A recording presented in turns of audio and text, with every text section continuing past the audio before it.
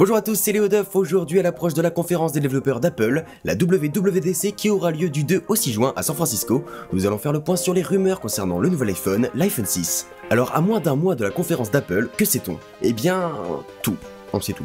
Depuis la mort de Steve Jobs, beaucoup de gens disent Apple c'était mieux avant, il y avait plus de surprises dans ses conférences. Alors oui, les conférences d'Apple étaient bien mieux quand elles étaient présentées par Jobs, mais ce n'est pas lui qui créait la surprise. En 2012, la pomme savait encore garder le secret des nouveautés des prochains produits. Ce qui est une tâche très difficile puisque cette firme c'est la définition même de la mondialisation. C'est-à-dire que pour l'iPhone, pour ne citer que lui, Apple fait marcher tout un circuit mondial.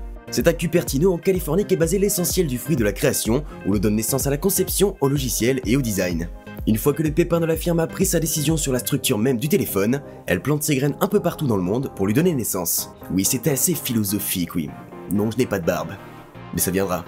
La société Balda, basée à Baden en Allemagne, fabrique l'écran tactile. Non loin de Cupertino, la société Broadcom se charge de tout ce qui est communication sans fil, Wi-Fi, Bluetooth, etc. C'est à Tokyo que Toshiba assure la fabrication de la puce mère du téléphone. Et c'est en Chine, juste à côté de Hong Kong, que le célèbre groupe industriel Foxconn assemble le tout pour le renvoyer à Apple. Alors ce circuit n'est peut-être plus d'actualité, par exemple c'est maintenant Samsung qui s'occupe des principaux composants de l'iPhone, mais la mondialisation est tout de même maintenue. Tout ça pour dire que c'est très difficile de garder le secret sur le produit. Imaginez le nombre de kilomètres qu'il parcourt et le nombre d'employés qu'il voit. Beaucoup de gens pensent que la firme fait exprès de lancer des rumeurs sur le produit. C'est bien possible, et ça marche, mais il ne faut pas que le consommateur en sache trop, sinon ça crée un effet négatif de non-surprise, comme on peut le voir ces 2 dernières années. Et je ne pense pas que la pomme apprécie particulièrement cette technique.